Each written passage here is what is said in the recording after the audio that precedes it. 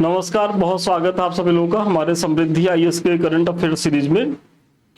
और देखिए, ये जो है वैसे तो देखा जाए करंट का ये 22वां लेक्चर है, लेकिन इसमें आपको दिख रहा होगा अति महत्वपूर्ण जो है वो वन लाइनर प्रोग्राम जो है हमारा है।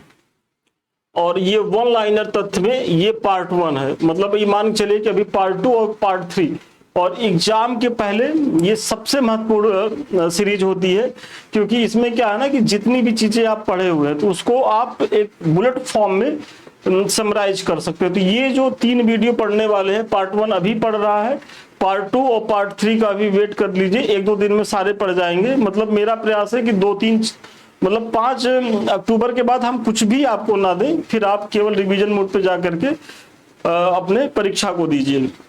तो पार्ट 1 में हम जो है देखेंगे जो महत्वपूर्ण वन लाइनर तथ्य हैं। और टाइम टेबल आपको पता ही होगा, सुबह 9 बजे, शाम को 5 बजे। तो आप लोग इस समय चैनल पे जरूर बने रहें।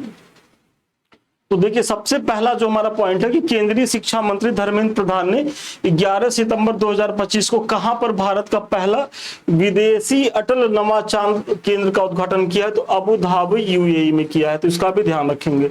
और देखिएगा, थोड़ी सी हमारी स्पीड जाते हैं तो आपको अगर असुविधा होगी तो आप जो है वीडियो रोक करके चीजों को देख लीजिएगा और नोट भी कर लीजिएगा जहां आपको लगेगा।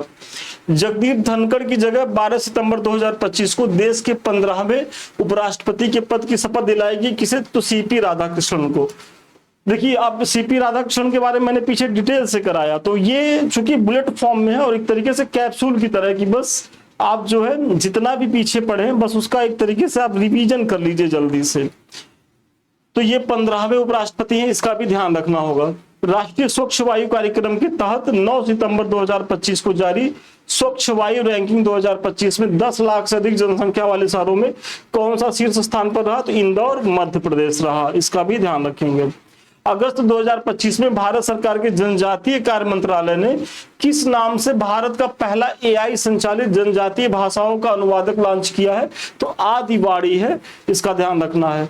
अंतरराष्ट्रीय साक्षरता दिवस पर किस राज्य ने देश का चौथा पूर्ण साक्षर राज्य बनने की घोषणा की है? तो चौथा जो पूर्ण साक्षर राज्य बना है तो हिमाचल प्रदेश बना है। आप लोग जल्दी से कमेंट करके बताइए कि पहला, दूसरा, तीसरा राज्य कौन है। जल्दी से कमेंट करके आप लोग बताएं। 30 अगस्त 2025 को रक्षा मंत्री राजनाथ सिंह ने कहां पर राफेल फाइबर प्राइवेट लिमिटेड द्वारा निर्मित देश की सबसे बड़ी एरो इंजन परीक्षण केंद्र का उद्घाटन किया है? तो नोएडा उत्तर प्रदेश में। तो देश की सबसे बड़ी एरो इंजन परीक्षण केंद्र का उद्घाटन किया गया नोएडा में, किया गया उत्तर प्रदेश में। किसके द्वारा किया गया? तो रक्षा मंत्री राजनाथ सिंह के द्वारा किया गया। 4 सितंबर 2025 को भूटान के प्रधानमंत्री तेसरिंग तोबगे ने भारत में कहां पर पारंपरिक बौद्ध अनुष्ठानों के साथ रॉयल भूटान बौद्ध मंदिर का भव्य उद्घाटन किया है? तो ये स्थान है राजगीर, नालंदा, बिहार में। केंद्रीय मंत्री अश्विनी वैष्णव ने सेमीकॉन इंडिया 2025 सम्मेलन में 2 सितंबर 2025 को किस नाम से देश का पहला स्वदेशी 32 बिट प्रोसेसर को लॉन्च किया? तो विक्रम 3201। ये एकदम याद रखिएगा, इंपॉर्टेंट है। भारत का पहला डिजिटल कृषि निदेशालय किस राज्य द्वारा गठित किया गया? तो भारत का पहला डिजिटल कृषि निदेशालय जो है वो बिहार सरकार के द्वारा गठित किया गया है। 4 सितंबर 2025 को शिक्षा मंत्रालय की जो ओर से जारी नेशनल इंस्टीट्यूट रैंकिंग फ्रेमवर्क सूची में ओवरऑल श्रेणी में किस संस्थान को जो है भारत का शीर्ष शैक्षणिक संस्थान घोषित किया गया है? तो आईआईटी मद्रास को किया गया है। इसका भी आप ध्यान रखेंगे। अगस्त 2025 में केंद्रीय मंत्री अश्विनी वैष्णव ने कहां पर भारत की पहली पूर्ण स्तरीय आउटसोल्डर semiconductor assembly and test pilot line सुविधा का उद्घाटन किया? तो साड़ंद, गुजरात में किया है। अगस्त 2025 में प्रतिवर्ष किस दिन को आयुर्वेद दिवस के रूप में मनाने की घोषणा की गई है? तो ये की गई है 23 सितंबर को। वेरी इंपॉर्टेंट है और इसकी बहुत संभावना है कि आपसे पूछा जाए। तो 23 सितंबर कौन सा दिन है? तो आयुर्वेद दिवस के रूप में मनाया जाएगा। अगस्त 2025 में जारी राज्य ऊर्जा दक्षता सूचकांक 2024 में कौन सा राज्य शीर्ष है? तो राज्य ऊर्जा दक्षता सूचकांक 2024 में जो है वो महाराष्ट्र शीर्ष स्थान पर है। 30 अगस्त 2025 को प्रधानमंत्री मोदी को किस देश की यात्रा के दौरान सौभाग्य का प्रतीक जो है दारुमा गुड़िया उपहार में दी गई? तो दारुमा जो गुड़िया उपहार में दी गई थी वो जापान के द्वारा दी गई थी। पहला अंतरराष्ट्रीय पाली सम्मेलन 26 अगस्त 2025 को कहां किया गया? तो पहला अंतरराष्ट्रीय पाली सम्मेलन 26 अगस्त 2025 को श्रीलंका में किया गया, इसका ध्यान रखना है।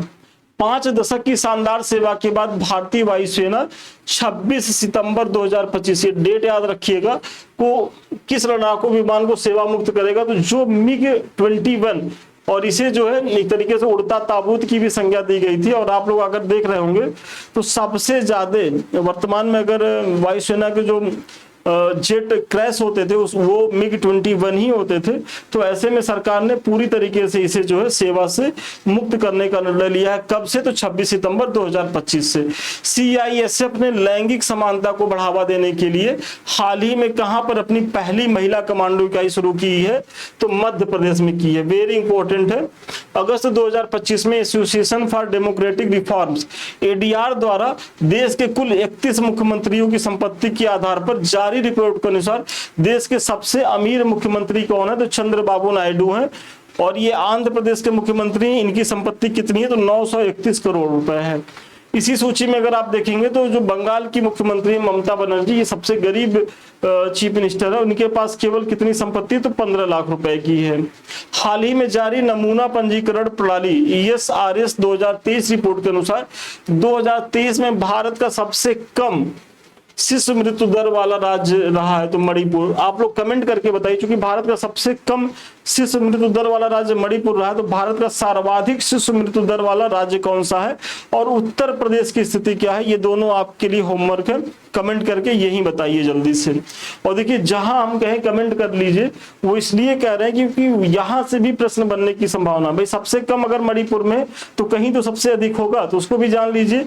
साथ ही साथ ये जान लीजिए कि उत्तर प्रदेश अपने किस स्थिति में है। यहाँ अगस्त 2025 में आदिवासी समुदाय को सशक्त बनाने के लिए कौन सा अभियान शुरू किया गया? तो आदि कर्म योगी अभियान शुरू किया गया।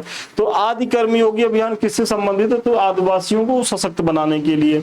लोकसभा अध्यक्ष ओम बिरला ने 19 अगस्त 2025 को घोषणा की है कि सदन की कार्रवाई अब संविधान की 8वीं अनुसूची में सूचीबद्ध सभी 22 भाषाओं में उपलब्ध होगी। तो जो सदन की कार्रवाई है अब सभी 22 भाषाओं में उपलब्ध होगी, क्योंकि 8वीं अनुसूची में भाषाओं का उल्लेख है और उसमें 22 भाषाओं को मेंशन किया गया है। तो ऐसे में अब जो भी सदन की कार्रवाई होगी तो उसका सारा ब्यौरा जो है वो 22 भाषाओं में आप प्राप्त कर सकते हैं। ऑस्कर 2026 के लिए भारत की आधिकारिक प्रविष्टि के रूप में किस फिल्म का चयन किया गया? तो आर्टिकल 370 को जो है ऑस्कर 2026 के लिए भारतीय फिल्म के रूप में नामित किया गया है। अगस्त 2025 में किस राज्य ने अपने को पूर्ण डिजिटल साक्षर राज्य घोषित किया है? तो केरल ने। केरल जो है अपने को पूर्ण डिजिटल साक्षर राज्य घोषित किया है। जयपुर में 19 अगस्त 2025 को आयोजित मिस यूनिवर्स इंडिया 2025 का खिताब किसने जीता है? तो मनिका विश्वकर्मा ने जीता है। वह राज्य सरकार जिसने हाल ही में सोशल मीडिया के दुरुपयोग पर नजर रखने के लिए गरुड़ दृष्टि नामक टूल किट लॉन्च किया है। तो गरुड़ दृष्टि किसने लॉन्च किया है? महाराष्ट्र सरकार ने। किस लिए लॉन्च किया है? तो सोशल मीडिया को जो है थोड़ा सा नियंत्रित करने के लिए। अगस्त 2025 में भारत की पहली हाइड्रोजन संचालित ट्रेन किस रूट पर चलाई गई? तो बहुत महत्वपूर्ण है। तो पहले तो ये जानिए कि कब चलाई गई। अगस्त 2025 में भारत की पहली हाइड्रोजन संचालित ट्रेन है तो हरियाणा के जींद सोनीपत रूट पर ये चलाई गई है। हरियाणा के जींद और सोनीपत रूट पर ये चलाई गई है। भारत का पहला स्वदेशी फोटोनिक रडार किस संगठन द्वारा विकसित किया गया है? तो DRDO के द्वारा किया गया है। 15 अगस्त 2025 को स्वतंत्रता दिवस के अवसर पर लाल किले से प्रधानमंत्री मोदी द्वारा मिशन सुदर्शन चक्र की घोषणा हुई है। तो ये मिशन सुदर्शन चक्र क्या है? तो भारत की राष्ट्रीय सुरक्षा से संबंधित है। हाल के दिनों में गैंडों के अवैध शिकार और अवैध वन्यजीव व्यापार को रोकने के लिए किस राज्य सरकार ने ऑपरेशन फाल्कन का संचालन किया है? तो ऑपरेशन फाल्कन क्या है? तो वन्यजीव अपराधों को रोकने के लिए किसके द्वारा लाया गया? तो असम सरकार के द्वारा लाया गया। इसका भी आप ध्यान रखेंगे। 15 अगस्त 2025 को मनाए गए 79वें स्वतंत्रता दिवस समारोह की इस वर्ष की थीम क्या थी? तो जो हमने 15 अगस्त 2025 को 79वां स्वतंत्रता दिवस मनाया, तो इसकी थीम जो है वो है नया भारत। अगस्त 2025 में किस आईआईटी ने भारत का पहला एआई संचालित लर्निंग ऐप ट्यूटोज लॉन्च किया? तो एआई संचालित जो लर्निंग ऐप है ट्यूटोज, ये आईआईटी पलक्कड़ के द्वारा ये स्थापित किया गया है। केंद्रीय विज्ञान एवं प्रौद्योगिकी राज्य मंत्री जितेंद्र सिंह ने 9 अगस्त 2025 को कहां पर देश के अपने तरह के पहले अत्याधुनिक पशु स्टेम सेल मतलब बायो बैंक और पशु स्टेम सेल प्रयोगशाला का उद्घाटन किया है? तो राष्ट्रीय पशु जैव प्रौद्योगिकी संस्थान हैदराबाद में। तो सबसे पहले तो देखिए यहाँ 2 फैक्ट निकल के आते हैं। राष्ट्रीय पशु जैव प्रौद्योगिकी संस्थान कहाँ है? तो हैदराबाद में। और यही जो है जो केंद्रीय विज्ञान एवं प्रौद्योगिकी मंत्री जितेंद्र सिंह, इनके द्वारा पशु स्टेम सेल बायो बैंक और पशु स्टेम सेल प्रयोगशाला का भी जो है स्थापना की गई है। 25 जुलाई 2025 को भारतीय रेलवे ने इतिहास रचते हुए कहां पर हाइड्रोजन चालित ट्रेन कोच का सफल परीक्षण किया? तो हाइड्रोजन चालित ट्रेन कोच का जो सफल परीक्षण किया गया है तो चेन्नई स्थित इंटीग्रल कोच फैक्ट्री में किया गया है। मतलब अब जो है हम नीट एंड क्लीन ऊर्जा की तरफ एक कदम और आगे बढ़ाया और बड़ी कदम है ये है जो हाइड्रोजन एनर्जी की तरफ हम जा रहे हैं। अगस्त 2025 में भारत में पहली बार ड्रोन आधारित कृत्रिम वर्षा का परीक्षण का सफल प्रयोग किया गया। तो किस स्थान पर? तो राजस्थान के जयपुर में, और जो रामगढ़ डैम है वहीं। और चूंकि ये सूख रहा था तो इसमें जो है जलापूर्ति के लिए ऐसे प्रयास किए गए। पहली बार में तो यह सफल रहा, लेकिन दूसरी बार में सफल रहा। 31 जुलाई 2025 को इसरो के अध्यक्ष डॉक्टर वी नारायण ने कहां पर उच्च ऊंचाई वाले एनालॉग मिशन मतलब होप मिशन जो है तो इसका जो है उद्घाटन किया है? तो कहां किया? तो त्यूस्कार घाटी लद्दाख में किया है। बहुत महत्वपूर्ण है, इसको भी आप जानते रहिएगा। हाल ही में किस राज्य सरकार ने गाय के गोबर से कपड़ा और बायोप्लास्टिक बनाने की घोषणा की है? तो गाय के गोबर से कपड़ा और बायोप्लास्टिक बनाने की घोषणा जो है की है उत्तर प्रदेश सरकार ने।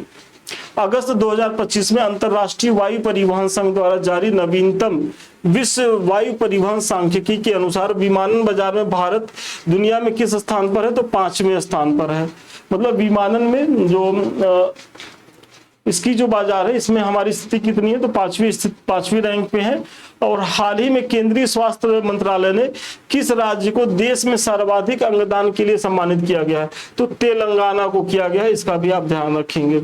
अगस्त 2025 में देश की कौन सी विधानसभा पूर्णतः सौर ऊर्जा से संचालित होने वाली देश की पहली विधानसभा बन गई है?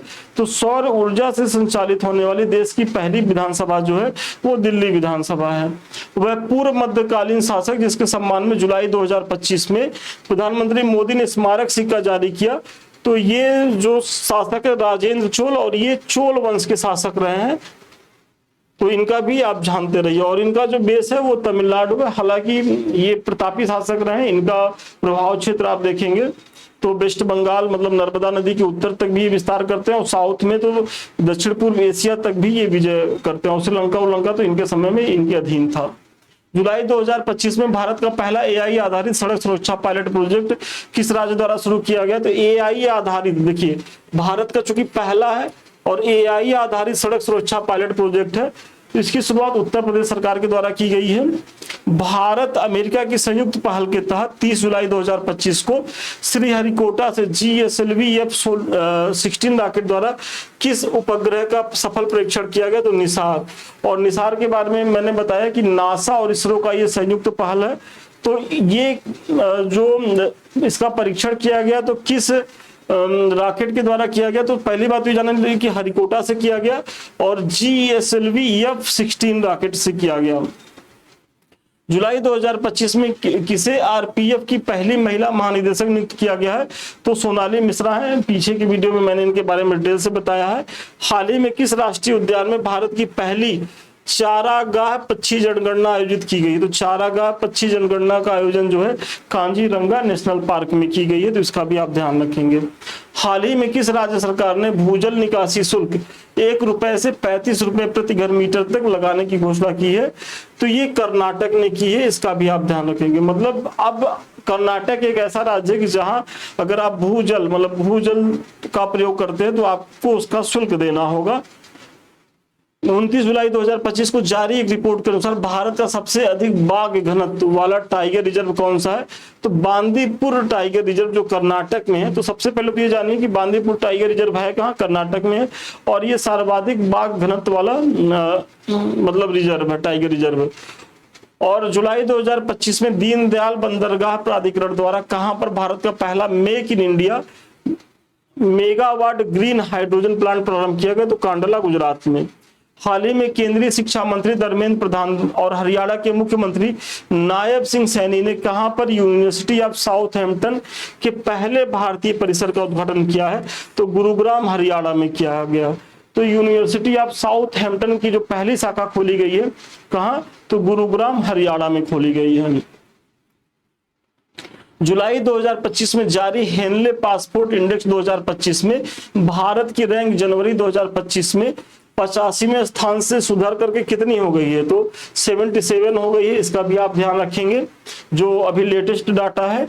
दृष्टिबाधित यात्रियों की सहायता के लिए हाल ही में किस राज्य सरकार ने ध्वनि स्पंदन योजना शुरू किया है? तो कर्नाटक सरकार के द्वारा शुरू की गई है। हाल ही में तमिलनाडु सरकार ने राज्य में स्थित किस टाइगर रिजर्व को हॉर्नबिल के संरक्षण हेतु उत्कृष्टता केंद्र स्थापित करने की घोषणा की है? तो अन्नामलाई टाइगर रिजर्व कोयम्बटूर के द्वारा की गई है। जुलाई 2025 में किस नौसेना की पहली महिला फाइटर पायलट नियुक्त किया गया है? तो नौसेना की पहली महिला फाइटर पायलट नियुक्त हुई है सब लेफ्टिनेंट आस्था को, और ये अपने उत्तर प्रदेश मेरठ की रहने वाली है, तो इसलिए महत्वपूर्ण है।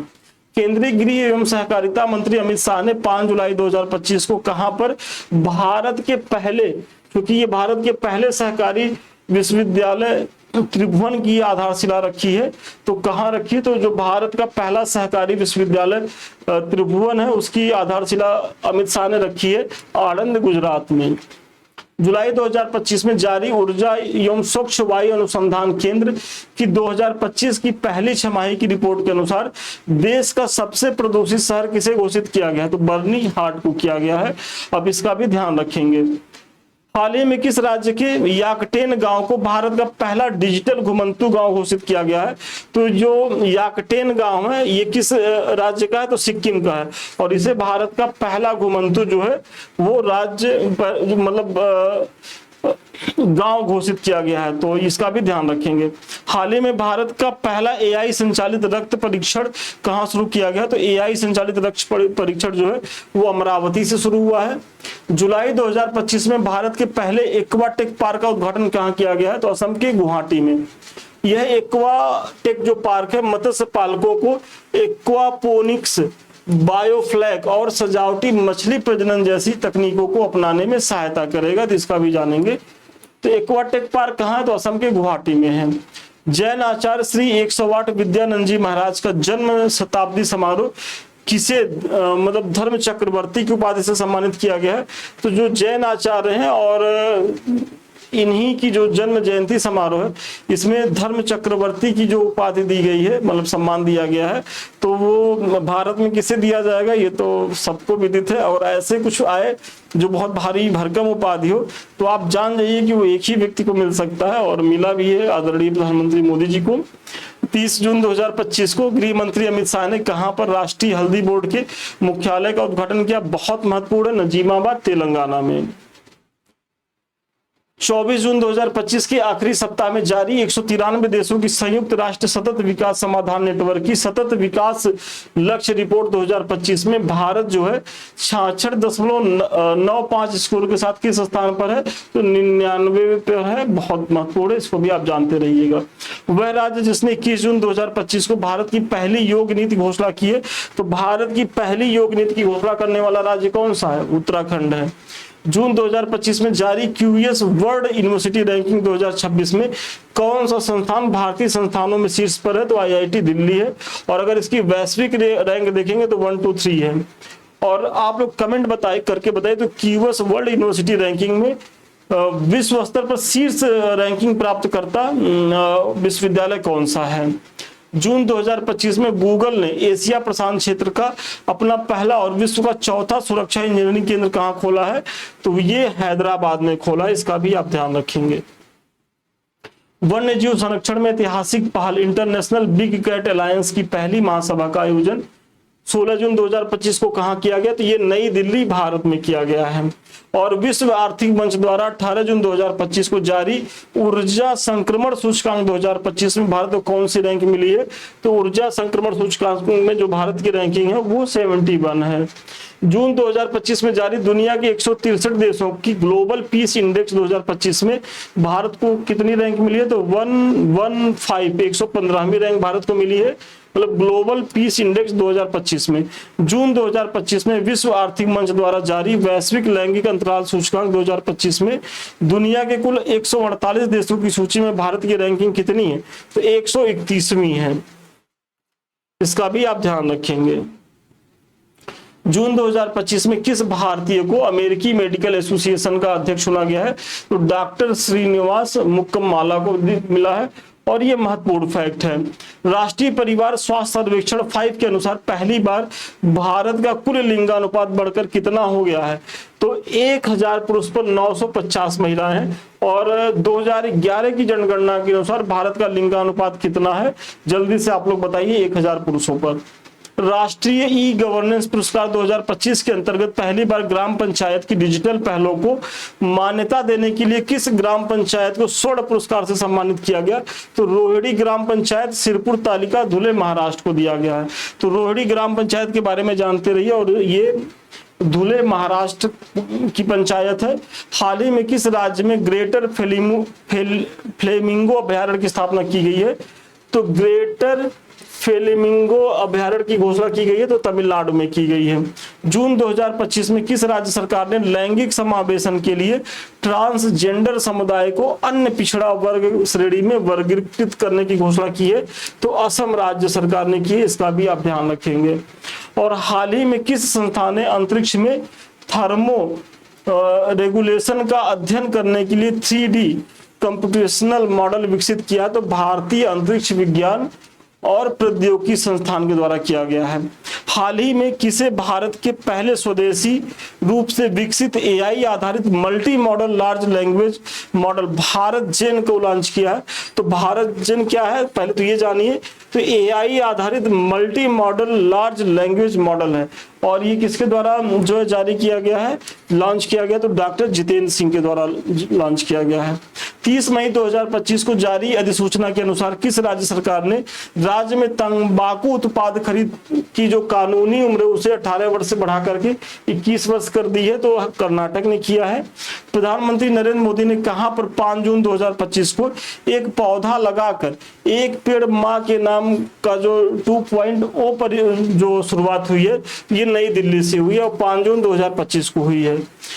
दक्षिण एशिया की सबसे बड़ी बैटरी ऊर्जा भंडारण प्रणाली हाल ही में कहां लॉन्च की गई है? क्योंकि दक्षिण एशिया की सबसे बड़ी है तो आप इसको जाने की महत्वपूर्ण है। नई दिल्ली में की गई है और ये सबसे बड़ी ऊर्जा भंडार प्रणाली है।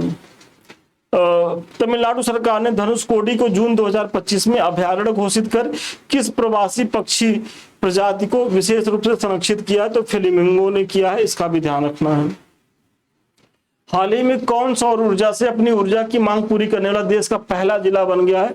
तो जो दीव है वो सौर ऊर्जा से अपनी पूरी जो विद्युत की आपूर्ति वो सौर ऊर्जा से कर रहा है। ये उपलब्धि दीव को मिली है। महाराष्ट्र का वह शहर जहां मई 2025 में राज्य का पहला राष्ट्रीय फोरेंसिक विज्ञान विश्वविद्यालय परिसर की आधारशिला रखी गई है। तो महाराष्ट्र का जो है 2025 में राज्य का पहला फोरेंसिक विश्वविद्यालय की जो आधारशिला है वो नागपुर में रखी गई है। केंद्र सरकार ने लैंगिक सशक्तिकरण और समावेशी विकास की दिशा में विकसित भारत @ 2047 विजन के अंतर्गत किशोरियों के लिए हाल ही में किस पायलट कौशल पहल को शुरू करने की घोषणा की है? तो नव्या पहल को की है। इसका भी आप ध्यान रखेंगे। भारतीय अंतरिक्ष यात्री शुभांशु शुक्ला किस मिशन के तहत 26 जून 2025 को अंतरराष्ट्रीय अंतरिक्ष स्टेशन पर 18 दिन के प्रवास के बाद 15 जुलाई 2025 को सुरक्षित धरती पर वापस लौटे? तो एक्जियोम 4 मिशन के तहत ये लौटे थे। आप इसका भी ध्यान रखेंगे और पीछे मैंने इसमें डिटेल से कराया भी है।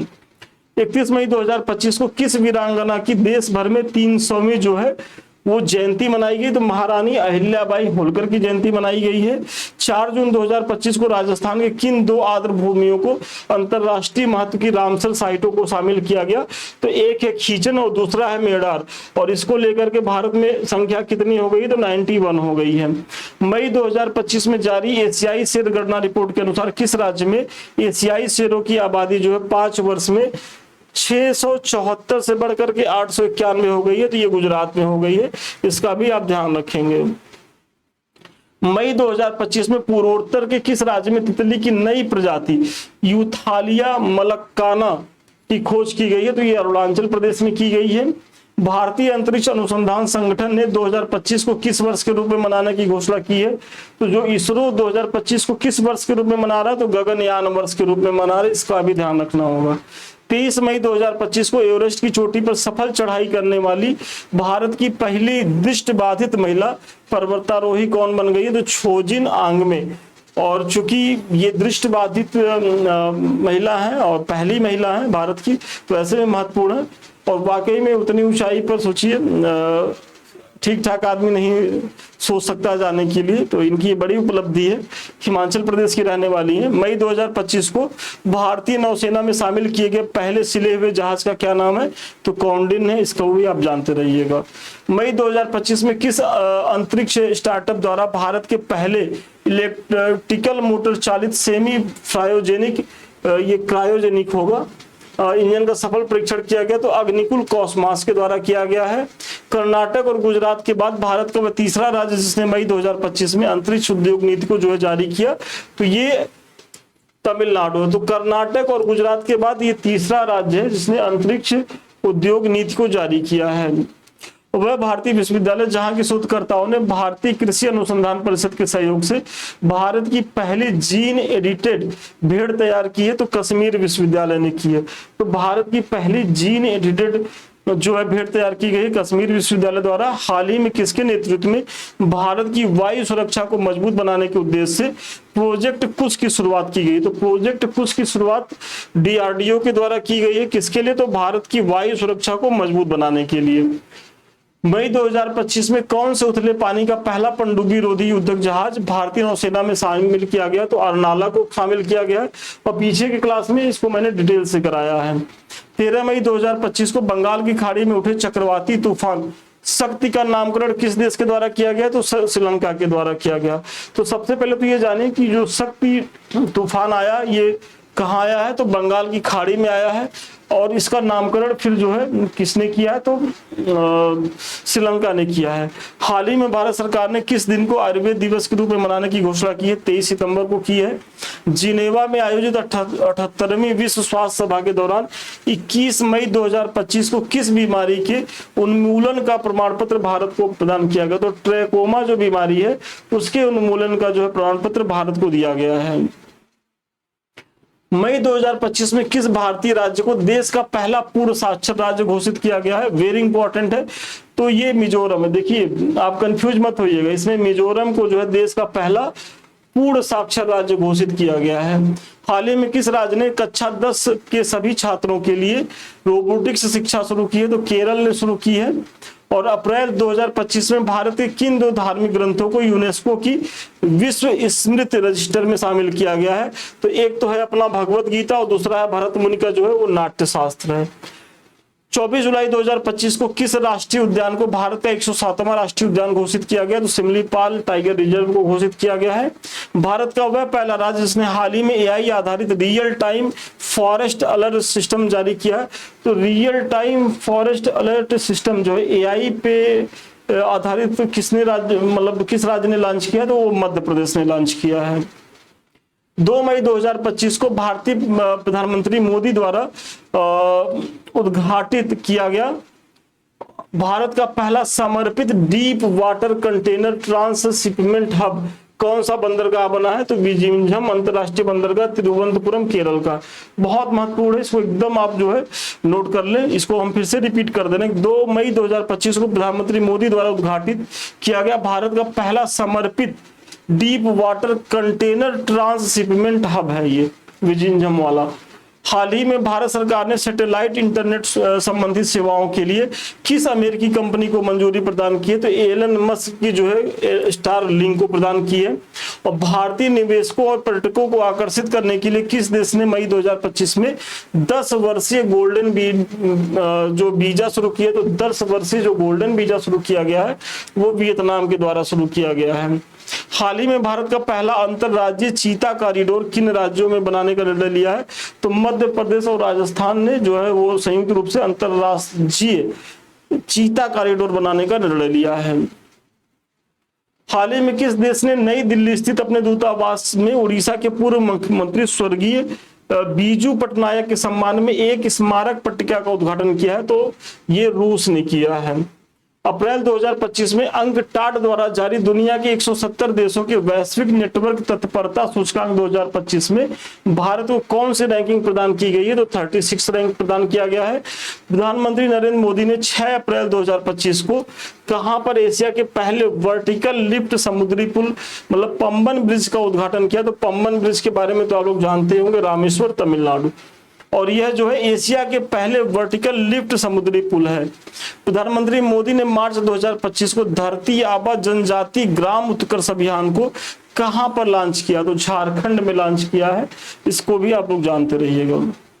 मार्च 2025 में जारी दुनिया के 147 देशों पर आधारित विश्व खुशहाली सूचकांक, तो जो विश्व खुशहाली सूचकांक की जो रैंक जारी हुई है तो 147 देशों को आधार बनाया गया है।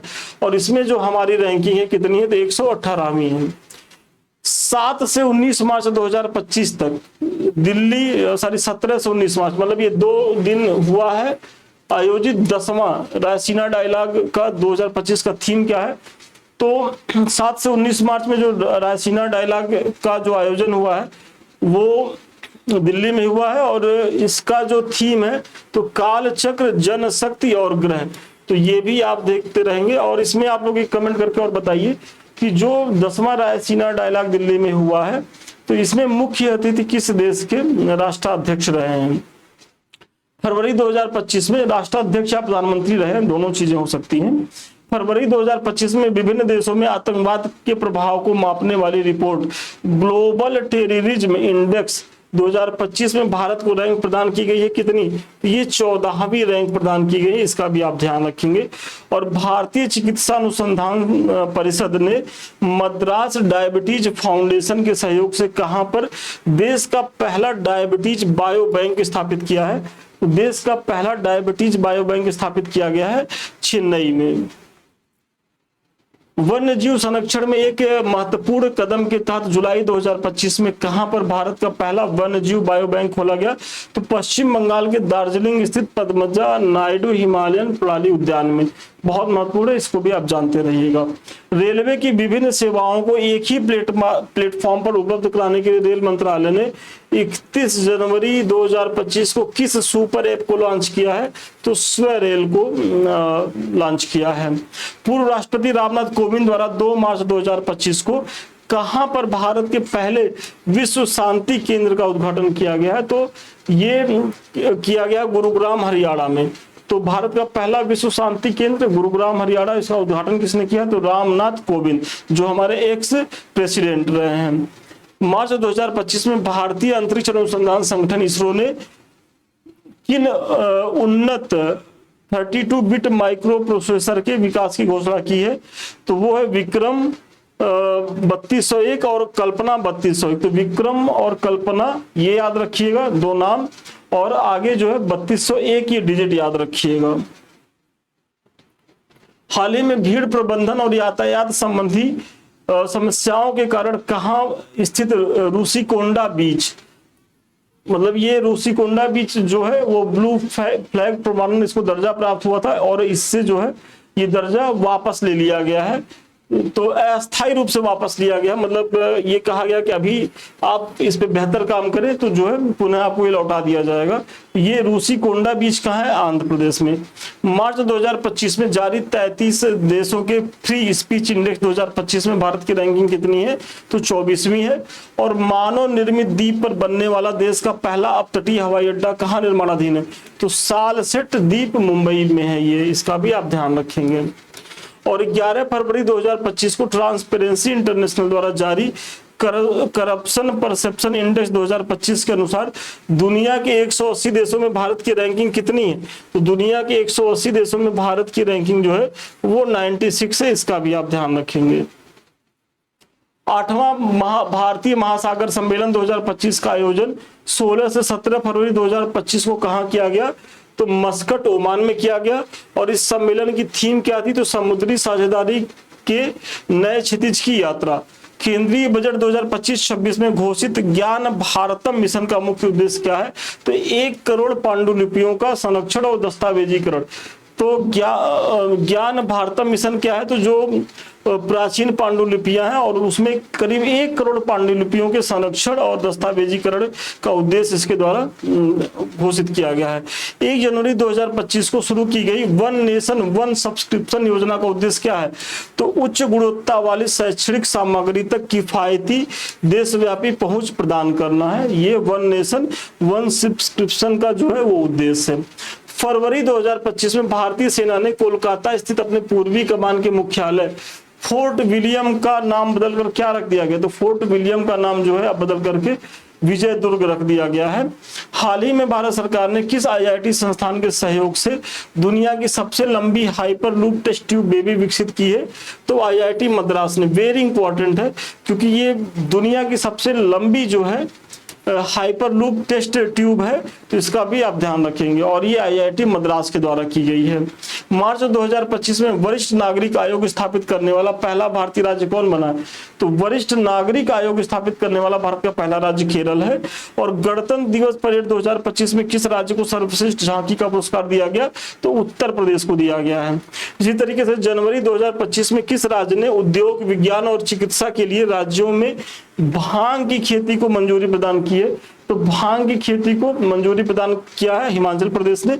लेकिन किस लिए? खाने के लिए नहीं, मतलब उद्योग में, विज्ञान में और चिकित्सा में। क्योंकि ये सब ऐसी चीजें हैं कि इनका उद्योग में, चिकित्सा में, इस सब में भी उपयोग होता है, तो इसके लिए अनुमति प्रदान की हिमाचल प्रदेश सरकार ने।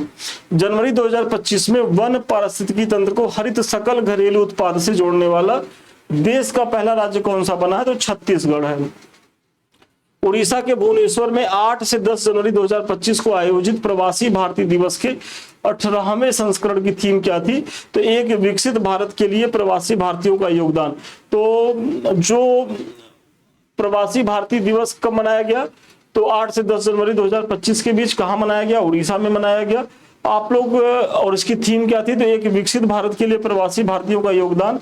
आप लोग कमेंट करके बताइए कि इसमें जो है चीफ गेस्ट कौन थे? बहुत बार पूछा गया है, तो जल्दी से कमेंट करके बताएं। हाल ही में किस आईआईटी द्वारा भारतीय कृषि में डिजिटल क्रांति लाने के लिए प्रोजेक्ट विस्तार प्रारंभ किया गया? तो आईआईटी मद्रास के द्वारा किया गया है। और गणतंत्र दिवस समारोह 2025 में मुख्य अतिथि रहे प्रबाओ सुबियांतो किस देश के राष्ट्राध्यक्ष है? तो इंडोनेशिया के राष्ट्राध्यक्ष, इसका भी आप ध्यान रखेंगे। फिर नवंबर 2025 में इसरो ने भारत का पहला एनालॉग अंतरिक्ष मिशन किस स्थान पर लॉन्च किया? तो इसरो ने भारत का पहला एनालॉग अंतरिक्ष मिशन लॉन्च किया है लेह लद्दाख में। अक्टूबर 2024 में जारी विश्व न्याय परियोजना के रूल ऑफ लॉ सूचकांक 2024 में भारत को रैंक प्रदान की गई, तो 79वीं रैंक प्रदान की गई है। अक्टूबर 2024 में अरुणाचल के नामदफा राष्ट्रीय उद्यान के बाद किस उद्यान को उसकी 446 प्रजातियों के साथ देश का दूसरा सबसे बड़ा तितली विविधता केंद्र घोषित किया गया है? तो कांजीरंगा राष्ट्रीय उद्यान जो असम में है, इसका भी ध्यान रखेंगे।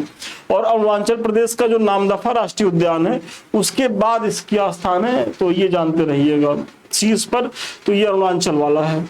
हाल ही में इसरो ने जापान के सहयोग से किस चंद्र ध्रुवीय अन्वेषण मिशन को लॉन्च किया है? देखिए, चंद्र ध्रुवीय अन्वेषण मिशन को लॉन्च किया इसरो ने जापान के सहयोग से, तो लूपेक्स मिशन। तो ये लूपेक्स मिशन जानते रहिए, जापान के द्वारा है। और ये चंद्र अन्वेषण के लिए भारत का जो इसरो है इसमें एक पार्टी है।